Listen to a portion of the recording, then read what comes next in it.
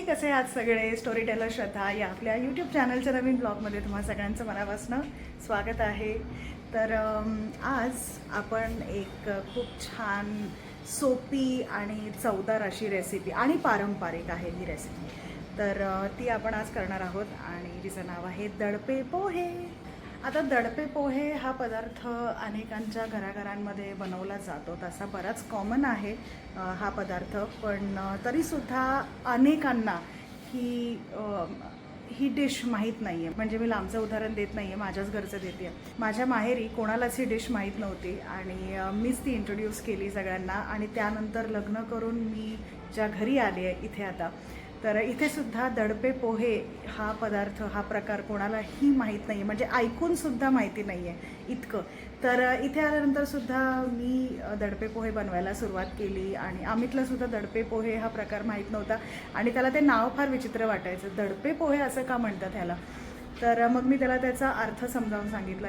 तुमच्यापैकीसुद्धा अनेकांना ह्या पोह्यांना दडपे पोहे असं का म्हणतात हे माहीत नसेल, तर मी कृती करता करता तुम्हाला सांगू का? चला, आपण हा भाग थोडा नंतरसाठी राखून ठेवूयात. तर चला आता वेळ वाया न घालवता आपण आपल्या कृतीकडे वळूयात. किचनमध्ये मी आले ऑलरेडी आणि हे पहा, इथे मी सगळी तयारी अशी करून ठेवलेली आहे. पातळ पोहे काढून ठेवलेत. आता हे सगळं जरा मी एका प्लेटमध्ये प्रॉपरली काढून घेते आणि मग आपण रेसिपीला सुरुवात करूयात.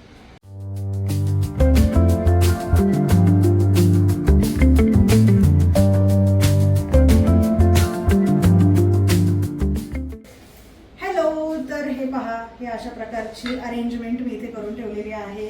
फोडणी पात्र सुद्धा इथे असं गॅसवरती तयार ठेवलेलं आहे. सगळ्या गोष्टी अगदी रेडी आहेत आणि आता आपल्याला फक्त रेसिपीला सुरुवात करायची आहे. पण त्याआधी आपण या पदार्थाविषयी थोड्याशा गप्पा मारूयात. मला तुम्ही सांगा, दडपे पोहे हा कुठला पारंपरिक पदार्थ आहे? म्हणजे याचं ओरिजिन काय आहे ते मला तुम्ही कॉमेंट करून नक्की सांगा. माझ्या मते तरी दडपे पोहे हा कोकणातला पारंपरिक नाश्त्याचा पदार्थ आहे आणि तिथूनच तो पुणे, मुंबई ह्या सगळ्या भागांमध्ये प्रचलित झाला किंवा लोकप्रिय झाला असं आपण म्हणू शकतो. आज अनेक घराघरांमध्ये दडपे पोहे बनवले जातात आणि जसं मी तुम्हाला मगाशी गोष्ट सांगितली की माझ्या माहेरी आणि माझ्या सासरी कोणालाही दडपे पोहे माहीत नव्हते. म्हणजे दडपे पोहे हा पदार्थच, हा शब्द देखील माहीत नव्हता आणि त्यांना म्हणजे दोन्हीकडे हा पदार्थ मीच घरात इंट्रोड्यूस केलेला आहे. आणि अशा प्रकारची जर काही माणसं असतील, काही कुटुंब असतील ज्यांना दडपे पोहे हा पदार्थ अगदीच माहीत नसेल, तर त्यांच्यासाठी ही रेसिपी मी घेऊन आली आहे. आणि चला आता आपण व्हिडिओला फायनली सुरुवात करूयात. तर सगळ्यात आधी जसं की तुम्ही पाहताय, इथे मी कांदा, टोमॅटो, थोडीशी कोथिंबीर, लिंबू घेतलेला आहे. त्याचबरोबर या वाटीमध्ये मी एक अख्खी मिरची घेतली आहे आणि त्यासोबतच एक 5-6 कढीलिंबाची पानं घेतलेली आहेत. तर मिरची तुम्ही तुमच्या आवडीनुसार कमी जास्त करू शकता. मी एक मिरचीच घेतलेली आहे आणि जरा कमी तिखट केलेले चांगले लागतात पोहे. आणि एक मोठ्या साईजचा कांदा बारीक चिरून घेतला आहे. एक मीडियम साईजचा टोमॅटो बारीक चिरून घेतलेला आहे. लिंबू घेतलेला आहे. हे आमच्या गावच्या झाडाचं लिंबू आहे बरं का, बाय द वे. आणि त्याचबरोबर मी एक चांगली कोथिंबीर बारीक चिरून घेतलेली आहे. आणि हे ना मी पातळ पोहे घेतलेले आहे. तुमच्याकडे जर पातळ पोहे नसतील तर तुम्ही नॉर्मल आपले जे पोहे बनवायचे जे पोहे असतात, ज्यांना आपण जाड पोहे म्हणतो, ते सुद्धा तुम्ही वापरू शकता. पण त्यांना ना तुम्हाला थोडंसं भिजत ठेवावं लागेल, एक 5 मिनिटं तरी. म्हणजे नॉर्मली कांदे पोहे बनवताना जी प्रक्रिया करतो, म्हणजे पोहे पाण्याने स्वच्छ धुवून घेतो आणि मग ते पोहे आपण निथळायला ठेवतो जेणेकरून ते भिजतात आणि छान मऊसूद होतात. तर ती प्रोसेस, ती स्टेप तुम्ही जर का पोह्यांचे जाड पोहे वापरणार असाल दडपे पोहे बनवण्यासाठी, तर ती स्टेप तुम्हाला फक्त फॉलो करावी लागेल. बाकी पातळ पोह्यांसाठी आपल्याला ती स्टेप फॉलो करायची गरज नाही, कारण हे ऑलरेडी पातळ असतात आणि ह्यांना जर का आपण धुतलं तर मग ते खूप गिचके होऊ शकतात. त्यामुळे ती स्टेप आपण इथे पातळ पोह्यांसाठी नाही करणार आहोत. बरं, या दडपे पोह्यांमध्ये घालण्यासाठी अजून एक महत्त्वाचा जिन्नस मी इथे घेतलेला आहे.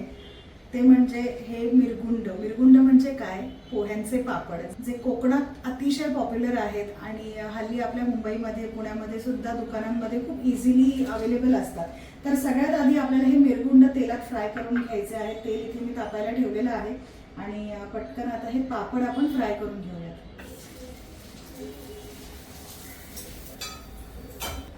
आता तुम्हाला वाटेल दडपे पोह्यांसाठी मिरगुंड कशाला हवेत, तर ते मी तुम्हाला सांगते. आपण कशासाठी यांचा वापर करणार आहोत तुम्हाला मी सांगते.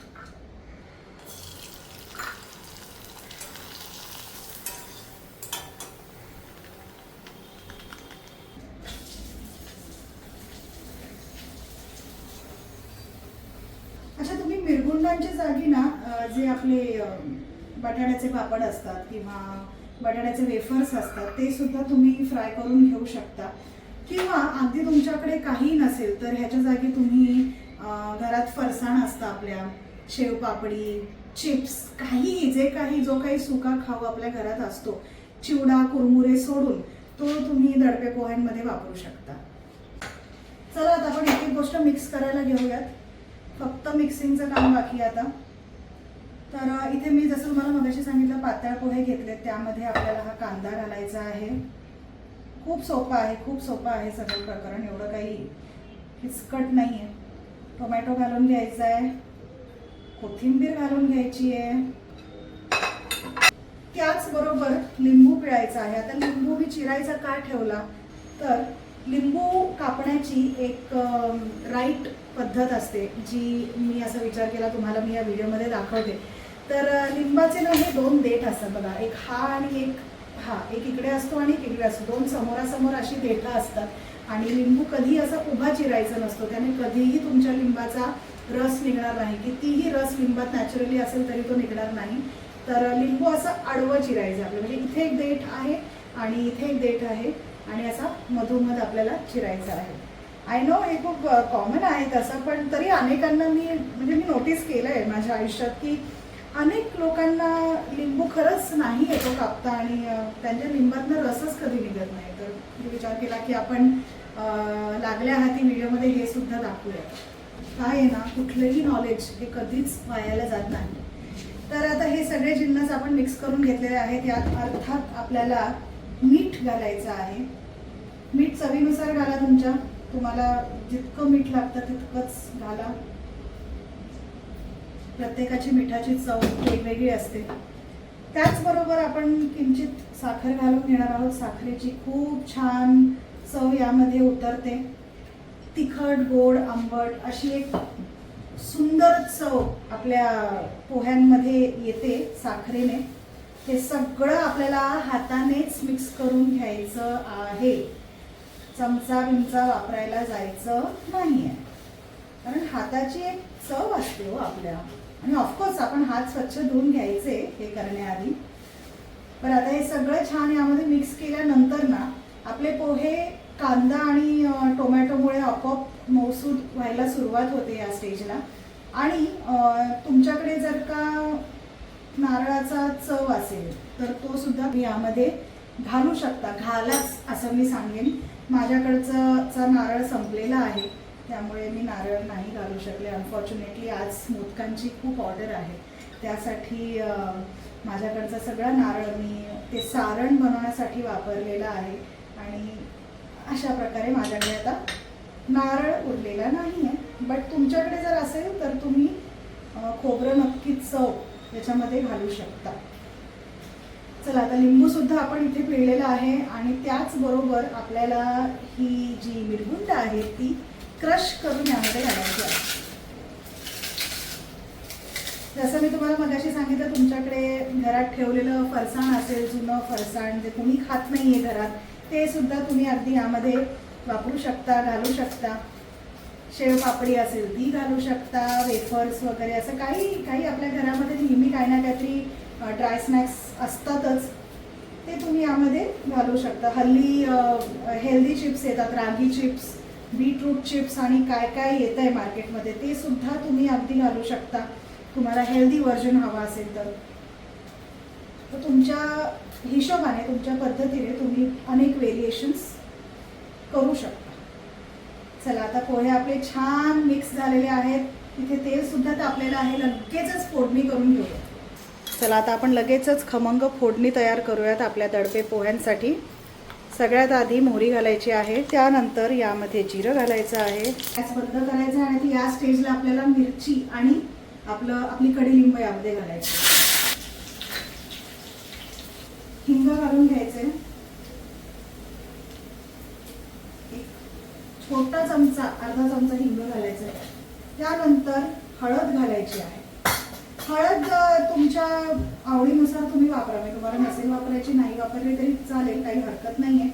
आणि आपली फोडणी इथे तयार झाली आहे. आणि आता मी तुम्हाला सांगते की यांना दडपे पोहे असं का म्हणतात. तर ह्या प्रक्रियेमुळे यांना दडपे पोहे असं म्हटलं जातं. म्हणजे आता तुम्ही पाहिलं मी काय केलं, मी यावरती फोडणी घातली, छान खमंग अशी फोडणी आपण बनवून घेतली. ती या पोह्यांवरती मी मस्त अशी पसरवून ओतली आणि त्यानंतर लगेचच याच्यावरती मी झाकण ठेवलं आणि एक साधारण 2-3 मिनिटं आपल्याला असंच दडपून ठेवायचंय. म्हणूनच यांना दडपे पोहे असं नाव पडलेलं आहे. आता अगेन हे ॲज पर माय नॉलेज, तुमच्या हिशोबाने दडपे पोहे यांना का म्हणतात ते तुम्ही मला कॉमेंट करून नक्की सांगा. मला सुद्धा जाणून घ्यायला नक्की आवडेल. चला, एक जवळजवळ 5 मिनिटं झालेली आहेत. झाकण काढून घेऊयात आणि आहा, काय सुंदर सुंदर फोडणी बसली आहे खरंच. सरळ हात घालायचा आणि फोडणी छान अशी मिक्स करून घ्यायची. तुम्हाला ना मी एक छोटीशी गोष्ट सांगते. आता आपली रेसिपी फार छोटी होती आणि ऑफकोर्स आपला व्हिडिओ सुद्धा कमी वेळेचाच झालेला आहे, पण काही हरकत नाही आहे. रेसिपी दाखवणं जास्त इम्पॉर्टंट आहे. पण त्याचबरोबर ना मी असा विचार केला की सिन्स आपला व्हिडिओ छोटा आहे, सिन्स आपली रेसिपी लहान आहे, मी तुम्हाला ना एक माझी लहानपणीची एक गोष्ट, एक किस्सा सांगते. जनरली आपल्याला आता आठवत नसतं आपल्या आयुष्यात की आपण एखादा पदार्थ सगळ्यात आधीच पहिल्यांदा आयुष्यात कधी खाल्लेला असतो, कोणाकडे खाल्लेला असतो, कोणाच्या हातचा खाल्लेला असतो, हे आपल्याला सहसा आठवत नसतं. पण दडपे पोहे मी माझ्या आयुष्यात पहिल्यांदा कुठे खाल्ले होते, कधी खाल्ले होते आणि कोणाच्या हातचे खाल्ले होते, मला इतकं डिटेलमध्ये लक्षात आहे. तर पोहे इथे मिक्स करून एक 10 मिनिटं आपल्याला परत झाकून ठेवायचे, दडपून ठेवायचे. तर तोपर्यंत मी तुम्हाला माझा लहानपणीचा किस्सा सांगते. तर मी अगदीच एक 4-5 वर्षांची असेल, फार काही मोठी नव्हते आणि आम्ही डोंबिवलीला राहायचो. माझं माहेर डोंबिवलीचं आहे. तर आमच्या शेजारीच ना एक फॅमिली राहायची, त्यांचं आडनाव कुलकर्णी होतं. आता मी त्यांचं आडनाव का मेन्शन करते ते तुम्हाला पुढे सांगते. मी आहे 96 कुळी मराठा, त्यामुळे आमच्याकडे नॅचरली दडपे पोहे हा प्रकार कोणालाच माहीत नव्हता. आणि आमच्या शेजारी जी फॅमिली राहत होती कुलकर्णी, ते देशस्थ ब्राह्मण होते आणि त्यांच्याकडे ब्राह्मणी पदार्थ, पारंपरिक पदार्थ सगळे इतके सुंदररित्या बनवले जायचे. आणि त्या काकू कायम मला त्यांच्या घरी काही ना काहीतरी खायला बोलवतच असायच्या किंवा आमच्या घरी काही ना काहीतरी खायला कायम आणून देत असायच्या. तर त्यांच्या हातचं जेवण मला मनापासून फार आवडायचं. तर त्यांच्याच घरी मी पहिल्यांदा दडपे पोहे हा प्रकार खाल्ला होता आणि मला खूप चांगला आठवतो आहे तो दिवस. म्हणजे मी त्यांच्या घरी खेळायला गेले होते आणि त्यांनी मला, तू दडपे पोहे खाणार आहेस का असं विचारत माझ्या हातात एक प्लेट आणून दिली. आणि आधी मला वाटलं बापरे हे काय आहे, हे मला आवडेल का, कारण लहान मुलांना शक्यतो असं पोहे वगैरे प्रकार इतका आवडत नसतो. तर ते पोहे मी खाल्ले. पहिला घास खाताच मला इतके आवडले. त्यांनी छान असे मिरगुंड वगैरे त्यावरती घातले होते आणि मला इतका तो प्रकार आवडला. मी संपूर्ण प्लेट एक 5 मिनिटात फस्त केली. आणि त्यानंतर माझी इच्छा होती की मला अजून यांनी खायला द्यावे दडपे पोहे. आणि त्या काकू मला सतत विचारत राहिल्या की अगं तू घेणार का परत, तुला आवडलेत का. आणि मी काही बोलतच नव्हते, कारण आपल्याला आपल्या घरात शिकवलेलंच असतं ना की कोणाच्या घरी जाऊन काही खायचं नाही, काही मागून खायचं नाही. कुणी काही प्रेमाने दिलं शेजारच्या काकूंनी वगैरे तरच खायचं, मागून खायचं नाही, हे माझी आई कायम मला नेहमी सांगत असायची. त्यामुळे ते इतकं डोक्यात असं काय म्हणतो ना फिक्स्ड झालं होतं ना की तोंडातनं हो असं निघतच नव्हतं माझ्या, जेव्हा की मला इतकी ती डिश आवडली होती. आणि ते मला 5-10 मिनटं विचारत राहिलं, अगं तुला आवडलं आहे का, मला सांग तरी तुला आवडलं आहे का, तुला देऊ का मी अजून. आणि माझ्या तोंडून हो तर निघत नाही आहे, पण नाही सुद्धा निघत नव्हतं. म्हणजे मी अशी अगदी लाजत होते, इकडे बघते अशी करते तसं काय नाना तऱ्हेचे मी सगळे प्रकार केले, पण हो काही माझ्या तोंडून निघालं नाही आणि नाही सुद्धा निघत नव्हतं. शेवटी त्यांना असं वाटलं कदाचित हिला आवडलं नसेल म्हणून हिला नाही म्हणायला ऑकवर्ड वाटतंय वगैरे. आणि त्यांनी मग मला पुन्हा दडपे पोहे काही दिलेच नाहीत.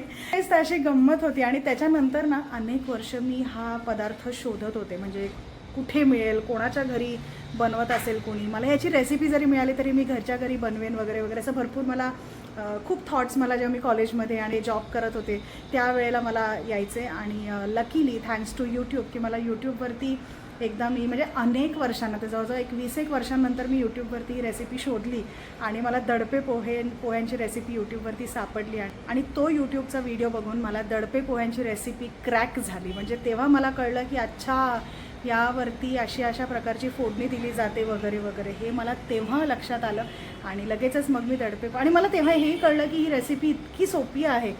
तर मी लगेच दडपे पोहे घरी बनवले आणि ते अगदी तसेच झाले आणि आता अनेक वर्ष झालेत की मी दडपे पोहे कायम बनवत असते. जसं मी तुम्हाला मगाशी सांगितलं की अमितला दडपे पोहे हा प्रकार माहीतसुद्धा नव्हता, पण जेव्हा मी त्याला बनवून तो खायला घातला तेव्हापासून त्याला दडपे पोहे हा प्रकार खूप आवडतो आणि तो मला अधूनमधून सांगत असतो की दडपे पोहे बनव ना म्हणून. तर आजही तसंच झालं म्हणून मी म्हटलं चला आपण व्हिडिओ पण शूट करूयात. आणि आता आपल्या गप्पा मारून 10 मिनिटं झालेली आहेत, तर इथे आता आपण दडपे पोहे खायला घेऊ शकतो. मी तुम्हाला टेस्ट करून दाखवते कसे झाले. चला आता मी तुम्हाला पटकन टेस्ट करून दाखवते. इथे प्लेटमध्ये पोहे काढलेले आहेत मी ऑलरेडी. मी प्रत्येक पदार्थ हा तुमच्यासमोर बनवते आणि टेस्टसुद्धा तुमच्या समोरच करत असते. Cheers.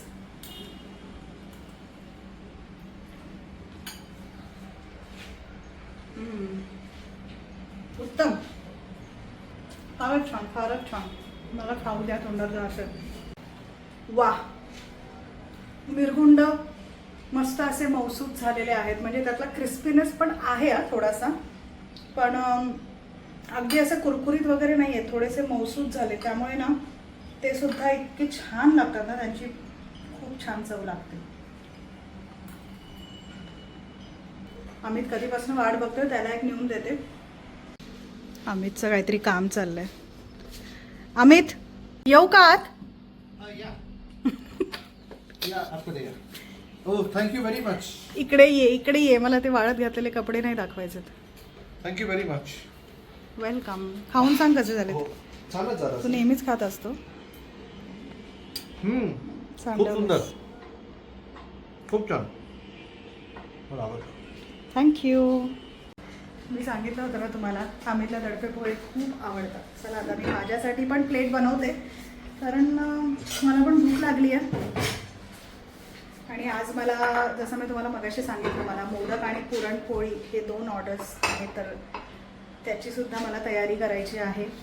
पुरण सारण सगळं काही इथे बनून तयार आहे. आता फक्त मला मोदक वळायचे, म्हणजे मोदकाची पिठी पण बनवायची आहे आणि